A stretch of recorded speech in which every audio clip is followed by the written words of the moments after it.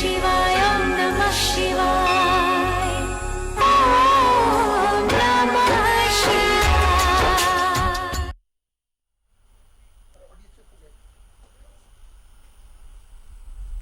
नमस्कार, न्यूज 11 की खास पेशकश ओम नमः शिवाय में मैं हूं आपके साथ श्री। सोमवार को भगवान शिव की पूजा करने की परंपरा काफी समय पुरानी है। आदिकाल से ही लोग आज के दिन शिव की पूजा करते आए हैं। आज सावन की पहली सोमवारी है। हिंदू धर्म में सावन के महीने का बहुत महत्व है। इस मास में भगवान शिव की विशेष पूजा अर्चना की जाती है। सावन में सोमवार के व्रत का भी खास महत्व होता है।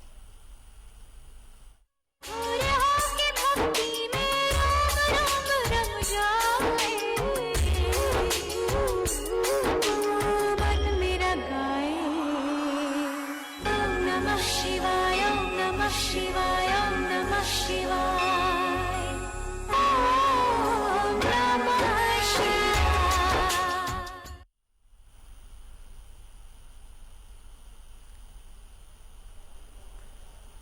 सोमवार को जो व्रत रखा जाता है उसे सोमेश्वर कहते हैं। सोमेश्वर का दो अर्थ होता है। सोमेश्वर के दो अर्थ में पहले अर्थ का मतलब है चंद्रमा और दूसरा देव। कहा जाता है कि चंद्रमा इस दिन भगवान शिव की पूजा करते थे, जिससे उन्हें निरोगी काया मिली। इसलिए भी सोमवार को भगवान शिव की पूजा की जाती है।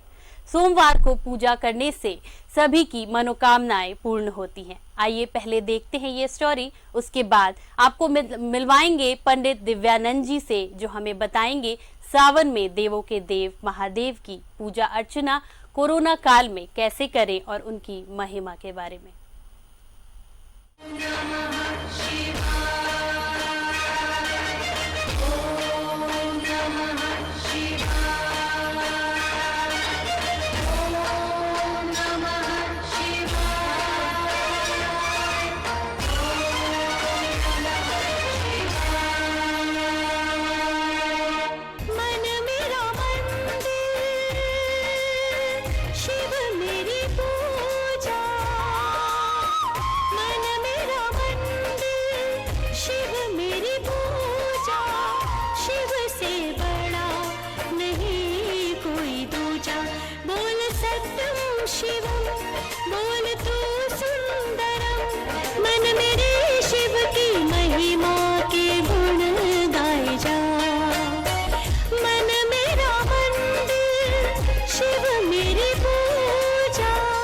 भगवान शिव की साधना के लिए सबसे शुभ माने जाने वाला पावन श्रावण मास 25 जुलाई 2021 से प्रारंभ होकर 22 अगस्त 2021 तक रहेगा।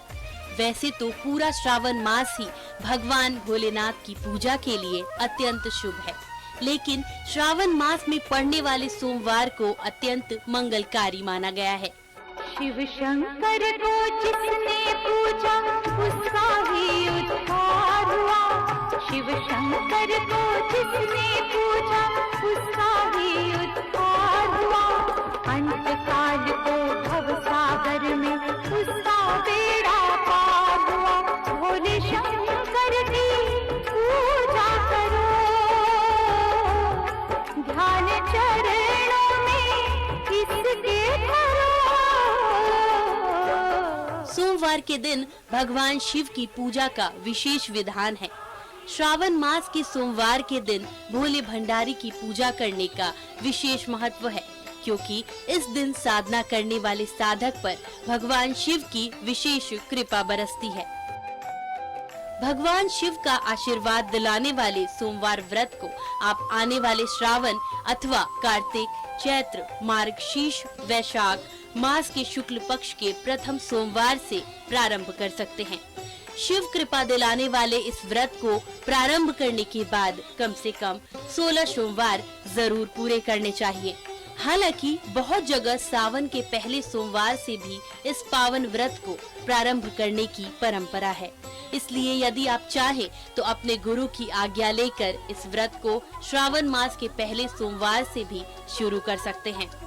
पुष्प की माला थाल सजाऊं, गंगा जल भर कलश मिलाऊं।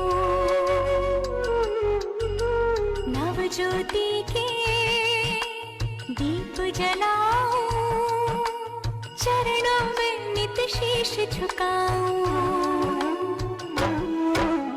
भाव विभोर होके भक्ति में रोम रोम रम जाए, मन मेरा गाए। ओम नमः शिवाय, ओम नमः शिवाय, ओम नमः शिवाय, ओम नमः शिवाय, ओम नमः शिवाय, ओम नमः शिवाय, ओम नमः शिवाय, ओम नमः शिवाय। सोमवार व्रत करने की विधि। सोमवार के दिन प्रातः काल उठकर सबसे पहले पानी में काला तिल मिलाकर स्नान करें। इसके बाद पवित्र मन से भगवान शिव का स्मरण करते हुए सोमवार व्रत का संकल्प लें। फिर शिवलिंग की सफेद फूल, सफेद चंदन, पंचामृत, चावल, सुपारी, बेलपत्र से पूजा करें। पूजा के दौरान ओम सोम सोमाय नमः का मंत्र लगातार जपते रहें। शिव के मंत्र का जाप हमेशा रुद्राक्ष की माला से करें। ओ मेरा भोला है भंडारी, करे नंदी की सवारी, शंभुनाथ रे, ओ शंकर नाथ रे। ओ गोरा भांग रगड़ के बोली, तेरे साथ है भूतों की टोली, मेरे नाथ रे, ओ शंभुनाथ रे।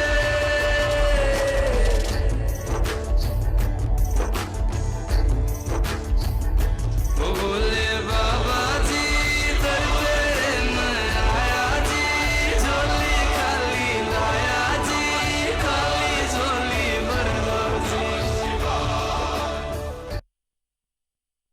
भाव विभोर होके भक्ति में रोम रोम रम जाए, मन मेरा गाए। ओम नमः शिवाय, ओम नमः शिवाय, ओम नमः शिवाय, ओम नमः शिवाय। स्वामी दिव्यानंद जी, आपका न्यूज 11 भारत में बहुत बहुत स्वागत है जी। स्वामी जी, आप हमारे दर्शकों को बताएं कि सावन के सोमवारी में क्या भक्त क्या कर सकते हैं। जी, सबको बहुत बहुत पहले अभिनंदन। श्रावण मास की और श्रावण सोमवारी की विशेष शुभकामना, बहुत आशीर्वाद आप लोगों को। बहुत ही विशेष अवसर है। हम बात करते हैं देवादि देव महादेव। इस शब्द को हमें देखने की आवश्यकता है एक बार गौर से। देवाधि देव यानी देवों के देव महादेव। ऐसे महादेव को हम कैसे प्रसन्न करें। बात है कि महादेव को प्रसन्न करने के लिए बहुत कुछ करने की आवश्यकता नहीं है। एक हमारे महादेव ही ऐसे हैं जो एक मात्र एक लोटे जल से, एक सूखे पत्र से भी प्रसन्न हो जाते हैं। इन्हें प्रसन्न करने के लिए को ज्यादा यत्न करना नहीं पड़ता है।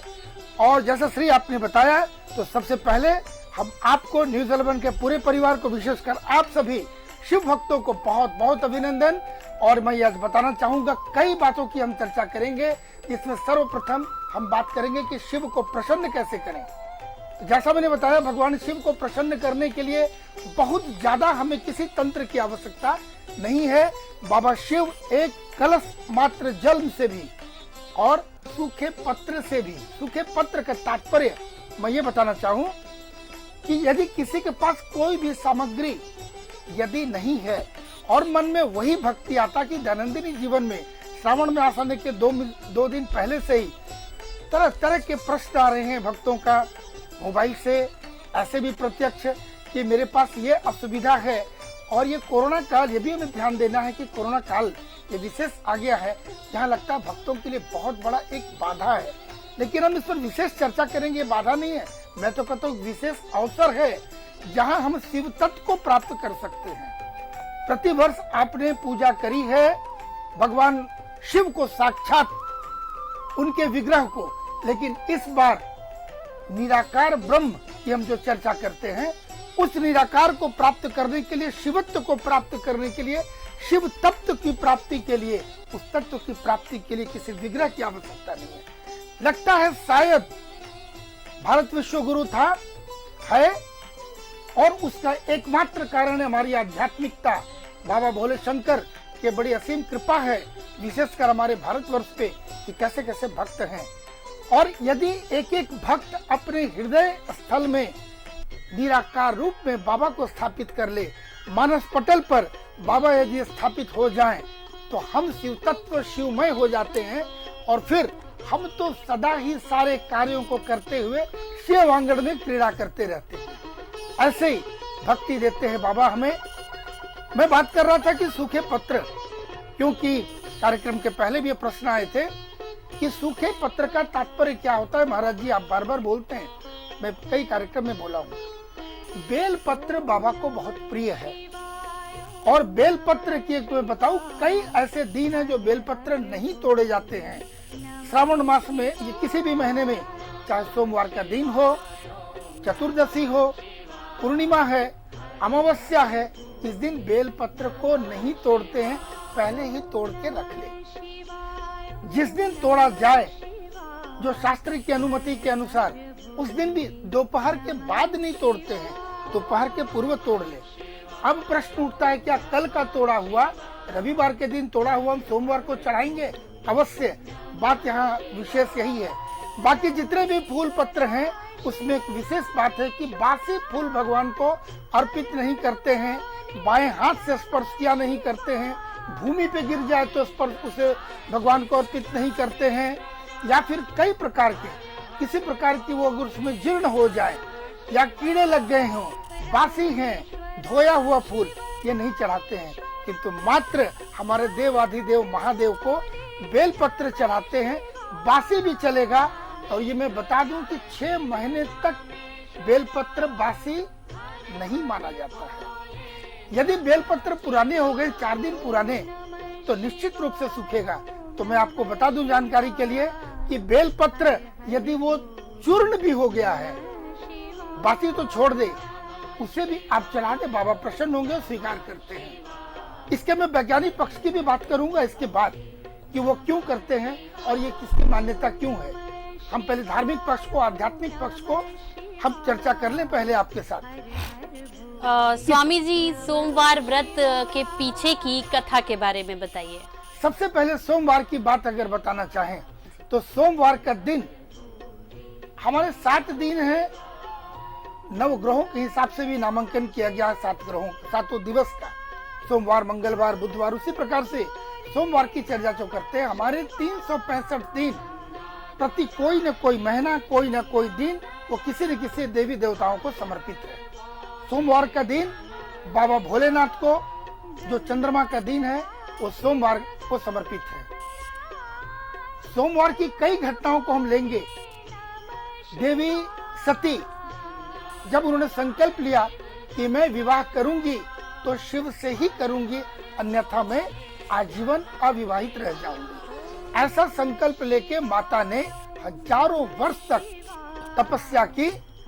उपरांत बाबा साक्षात दर्शन दिए और अपनी स्वीकृति दे दी कि मैं विवाह तुम्हारे साथ ही करूंगा।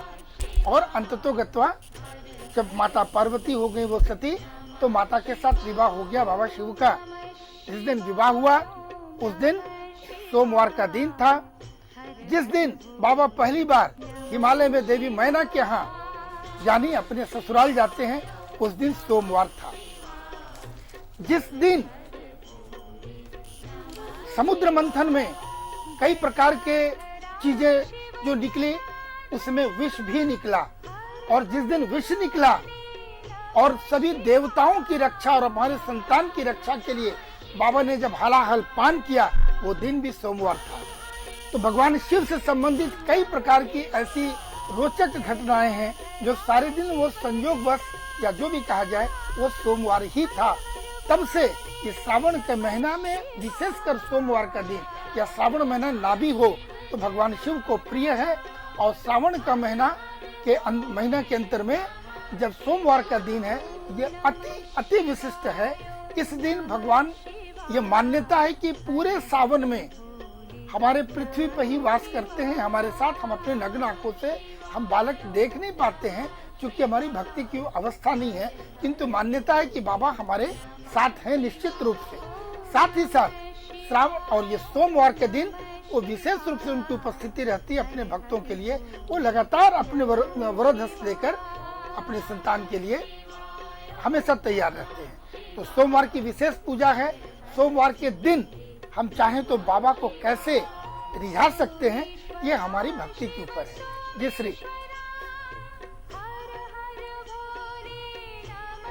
श्री आप कुछ पूछ रहे हो? जी अभी एक रुकते हैं छोटे से ब्रेक के लिए, ब्रेक के बाद फौरन हाजिर होते हैं।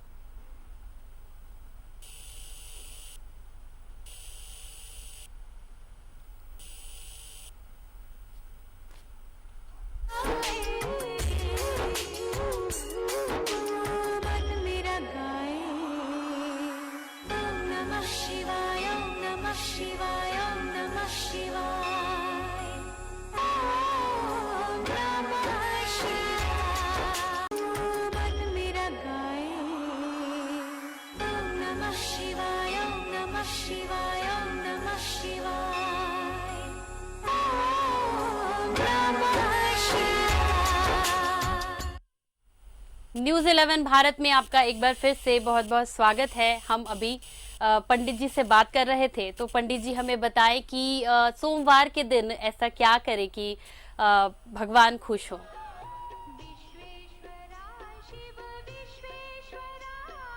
जी देखिए, भगवान की प्रसन्नता, ऐसे तो कहे जाते हैं कि भगवान को कौन से पुष्प चढ़ने चाहिए, हम उन्हें क्या अर्पित करें, कैसे करें, ये कई प्रकार की बातें हैं। विशेषकर कोरोना काल में, जैसा मैंने पहले बताया, कि विशेष अवसर है हमारे लिए कि शिव तत्व की प्राप्ति है, शिवत्व की प्राप्ति। क्योंकि शिव की जब बात करते हैं तो ब्रह्मांड की एक सबसे बड़ी शक्ति, जो त्रिलोकीनाथ का एक रूप है, जो शिवलिंग जिसे हम मानते हैं, जो विग्रह, इनकी महत्ता की बात करते हैं। तो आप पिता भी आप है, माता भी आप हैं, जो हम लोग अर्धनारीश्वर का रूप देखते हैं, जो दर्शाया गया है। आप सृष्टिकर्ता भी आप ही है, सृष्टा भी आप ही है। तो सब कुछ आप ही हैं और आप आदि हैं, अनंत हैं। आपके आदि का पता ही नहीं कि कहाँ से आपका प्रारंभ हुआ, उसके पूर्व कौन थे, आपके जन्म की कोई चर्चा नहीं है। तो ये आदि काल से शिव है। और किसी भी संप्रदाय को मानने वाले जो भी इस पृथ्वी पे है मनुष्य, किसी न किसी रूप में, प्रत्यक्ष या अप्रत्यक्ष रूप में, ये शिव को ही मानते हैं। और शिव की बात यदि करें तो आत्मस्वरूप निराकार हैं, वो निराकार ब्रह्म है। उनकी प्राप्ति मुख्य है। उनकी प्राप्ति के लिए बस मन का समर्पण। अब ये कनेर का फूल, कनेर का पुष्प चढ़ाएं, धतूरा चढ़ाएं, भांग चढ़ाएं, गन्ने का रस चढ़ाएं, जल चढ़ाएं, दूध, दही, घी, मधु, गुड़, तिल, शक्कर, चावल, अनेकों अनेक चीज है, इनसे बाबा प्रसन्न होते हैं। लेकिन आज विशेष में चाहूंगा बात करना कि कोरोना काल, कई प्रकार के बंधन है कि आप मंदिर नहीं जा सकते हैं, शिवालय जा नहीं सकते हैं, बाहर पूजा कर नहीं सकते हैं, और घर में यदि वो व्यवस्था नहीं है तो यहाँ हम शिव की बात भी कर रहे हैं और कोरोना काल की भी बात कर रहे हैं। ये बहुत अच्छा संयोग है जो बाबा में सिखाना चाहते हैं कि निराकार ब्रह्म की तरफ आओ। जब हम आंखें बंद करते हैं, एक योगी जब ध्यान करता है तो षटचक्र की हम चर्चा करते हैं। मूलाधार, स्वाधिष्ठान, मणिपूरक, अनाहत, विशुद्धि, आज्ञा चक्र और सहस्त्रार चक्र। जब ये चक्र भेदन करते हुए, ये सत भेदन जब ये हम करते हैं, जब सहस्त्रार पर आते हैं तो वहाँ पर सारी आकृति, सारा रंग, सारे मंत्र, बीज मंत्र, शब्द, रंग, ये सब से समाप्त होकर इससे परे आते हैं। ना जहाँ कोई शब्द है, न जहाँ कोई रंग है, न कोई बीज है, न किसी प्रकार की आकृति है। तो फिर वो है क्या?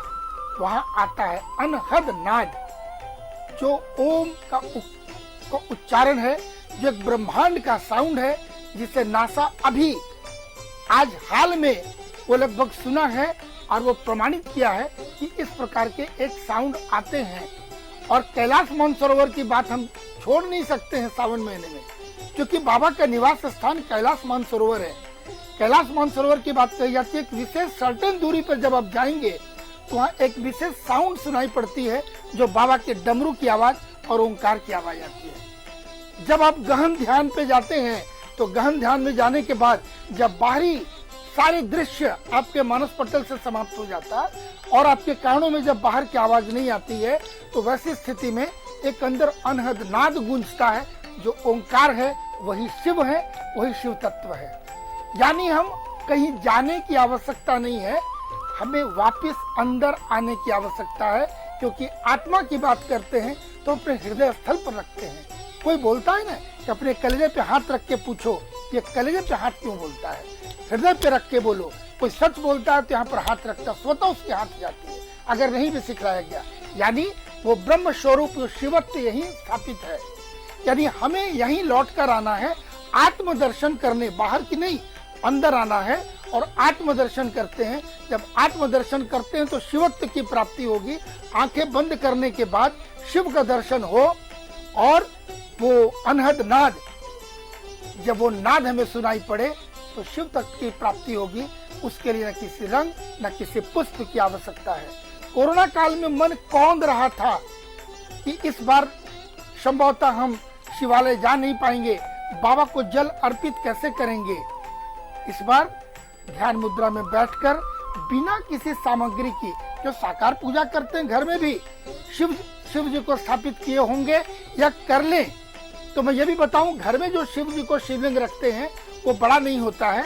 बहुतों का प्रश्न आता है घर में शिवलिंग रखना चाहिए, अवश्य रखनी चाहिए, 100% रखनी चाहिए। वो हमारे बाबा हैं, हम उनके संतान हैं, हम उनकी सेवा करेंगे, हम उनकी भक्ति लेंगे, उनका आशीष हमें प्राप्त होना चाहिए। घर में शिवलिंग होंगे, उसमें पॉजिटिव वेव्स, पॉजिटिव वाइब्रेशन पूरे मेरे घर पे होता है और सारे वास्तु दोष भी नष्ट होते हैं, सारे पाप नष्ट होते हैं। पर कंडीशन है अंगुष्ठ प्रमाण, हमारा शास्त्र कहता अंगुष्ठ प्रमाण, अंगूठे के बराबर का, इनसे बड़ा ना हो शिवलिंग की आकृति। किसी गहरे पात्र पे बाबा को स्थापित करें और वहाँ जल दे, दूध दे, गुड़ दे, मधु दे, दही दे, गंगा जल दे, जो जो उपलब्ध है दे सकते हैं। ये तो बाह्य पूजा है, किंतु जब हम ध्यान मुद्रा पे आकर जब अंदर ध्यान लगाते हैं, उसी बाबा की आकृति को अपने मानस पटल पर लाने की चेष्टा करते हैं, तो जब बाबा का दर्शन होगा तो बाबा में ये सत्यता दिखती है कि बाबा को कुछ नहीं चाहिए, सिर्फ बाबा को हृदय का समर्पण भाव चाहिए। और अपने हृदय कमल को ही हम भगवान के चरणों में जब स्थापित करते हैं तो बाबा प्रसन्न होते हैं।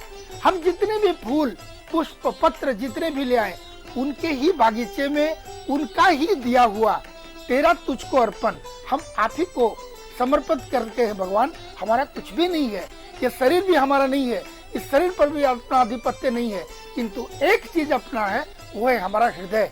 उस हृदय को यदि हम समर्पित भगवान को कर पाते हैं तो भगवान की सबसे बड़ी भक्ति होगी, सबसे बड़ा समर्पण होगा और भगवान उसे स्वीकार करते हैं। जी स्वामी जी, अभी कोरोना का काल चल रहा है, तो हमारे दर्शकों को बताएं कि भक्त कैसे घर बैठे भगवान को प्रसन्न करे और इस सोमवारी में भक्त क्या खाएं और क्या ना खाएं।